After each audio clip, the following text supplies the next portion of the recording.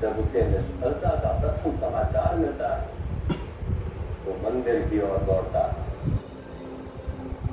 और फिर सफलता मिलते ही उसे स्वयं पर विश्वास होने लगता है। वास्तव में उसका गांधार से हस्तिनापुर, हस्तिनापुर से द्वारका और द्वारका से मगध वास्तव ऐसा लगता है।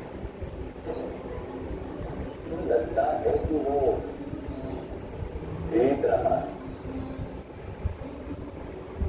किंतु जीवन कोई यूं सभा को नहीं माना कि केवल सामने बैठा व्यक्ति ही खेल रहा।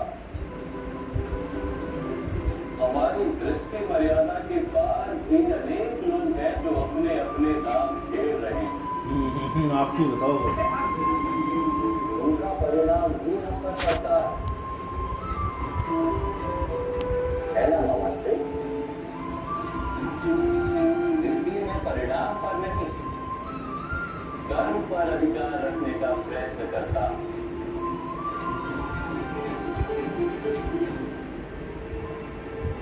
वसुदेव, जाओ यहाँ से। आज तुम मेरा मार्ग नहीं रोक सकते। जाओ। कोई कभी किसी का मार्ग नहीं रोक सकता भ्राताश्री, अन्यथा कुरुक्षेत्र में इतना संघात ही नहीं होता।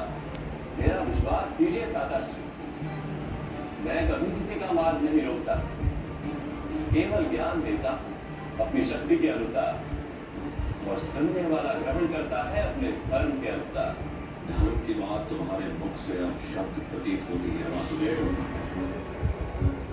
मुझे पराजित करने के लिए तुमने क्या क्या छल किया है वो जानता हूं मैं। अवश्य, और मैंने आपसे कहा कि इस युद्ध में छल अवश्य होंगे और दोनों पक्ष से होंगे, क्योंकि आपकी पराजय का कारण वास्तव में मैं नहीं हूं, आप स्वयं हैं। आप परिस्थिति पर पूर्ण विचार के बिना कार्य करते हैं, उसमें मेरा दोष नहीं। जैसे कि आज आप अपनी माता के समक्ष पूर्ण रूप से निर्वस्त्र होकर जा रहे हैं, शरीर को वज्र का बनाने।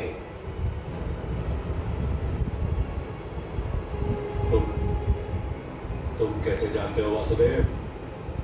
मैंने भी कुछ शास्त्र पढ़े हैं भ्राताश्री, और मैं जानता हूं तपस्या का फल किसी को सुरक्षा के लिए दान में दिया जा सकता है।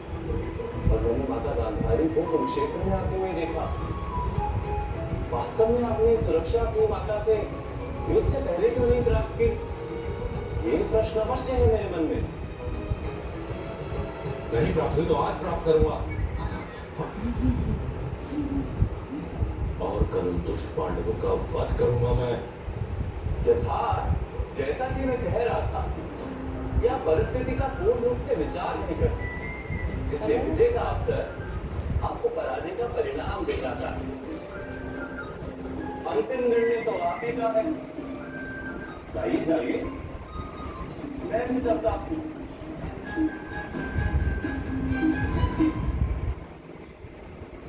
तात्पर्य वासुदेव?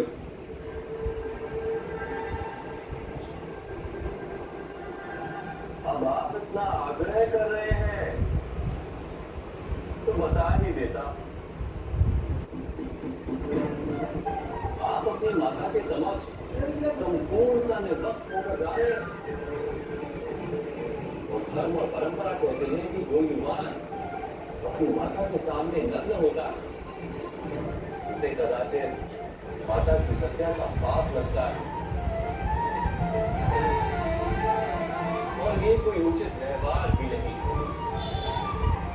इतना बड़ा पाप अवश्य पराजय का